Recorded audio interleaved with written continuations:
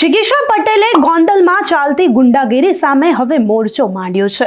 ગણેશ ગોંડલે પણ ત્રણેય પાટીદાર આગેવાનો જેમણે સુરતમાં રહી ગોંડલમાં ચાલતી ગુંડાગીરી પર આક્ષેપો કર્યા હતા તેમને પડકાર ફેંક્યો અને ચેલેન્જ આપી હતી। ત્યારે પાટીદાર આગેવાનો જિગીશા પટેલ, મેહુલ બોગરા અને અલ્પેશ કથિરિયા તેમણે પણ ગણેશ ગોંડલની આ ચેલેન્જનો સ્વીકાર કર્યો છે। જિગીશા પટેલ અને અલ્પેશ કથિરિયાએ પણ હુંકાર ભર્યો છે અને ગણેશ ગોંડલને વળતો પડકાર ફેંકી તેમની ચેલેન્જનો સ્વીકાર કર્યો। ત્યારે જિગીશા પટેલે ગણેશ ગોંડલ સામે ફરી એકવાર આકરા પ્રહારો કર્યા અને ગોંડલમાં જવાની વાત વિશે શું કહ્યું તે સાંભળીએ। આશા છે કે કાલની જાહેરાત પછી તમને ઊંઘ તો આવી હશે।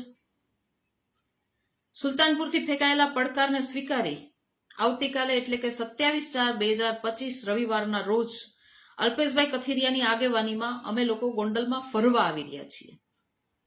અપેક્ષા એવી પણ છે કે તમે તમારા પપ્પાને કહી નગરપાલિકાનો ટેકો લઈ જેસીબીથી રોડ ન ખોદી નાખતા, ખાડા ન ખોદી નાખતા, જેવી રીતે દલિત સમાજના આગમન વખતે કર્યું હતું।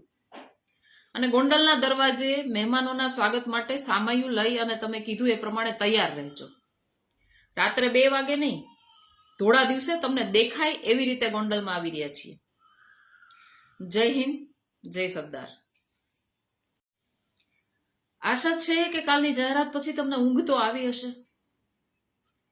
સુલતાનપુરથી ફેંકાયેલા પડકારને સ્વીકારી આવતીકાલે એટલે કે 27/4/2025 રવિવારના રોજ અલ્પેશભાઈ કથિરિયાની આગેવાનીમાં અમે લોકો ગોંડલમાં ફરવા આવી રહ્યા છીએ।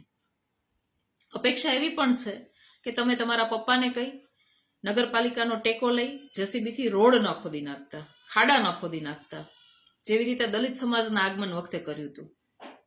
અને ગોંડલના દરવાજે મહેમાનોના સ્વાગત માટે સામૈયું લઈ અને તમે કીધું એ પ્રમાણે તૈયાર રહેજો। રાત્રે 2 વાગે નહીં, ધોળા દિવસે તમને દેખાય એવી રીતે ગોંડલમાં આવી રહ્યા છીએ। જય હિન્દ, જય સરદાર। તો હવે જિગીશા પટેલ ઘણા આકરા પાણીએ છે। આવતીકાલે જિગીશા પટેલ ગોંડલ જવાના છે અને ફરી એકવાર વળતી ચેલેન્જ ફેંકી છે। જોવાનું રહેશે કે ગોંડલમાં આવતીકાલે શું નવા જૂની થાય છે, કારણ કે પાટીદાર આગેવાનો અને ગણેશ ગોંડલ હવે આમને સામને છે। આ વિષયને લઈને તમારું શું માનવું છે કે આવતીકાલે ગોંડલમાં શું થશે? આ મંતવ્ય વિશે તમે શું માનો છો અમને કમેન્ટ કરી ચોક્કસથી જણાવજો તથા અમારી ચેનલ નિર્ભય ન્યૂઝને લાઇક, શેર અને સબસ્ક્રાઇબ કરવાનું ભૂલશો નહીં। આભાર।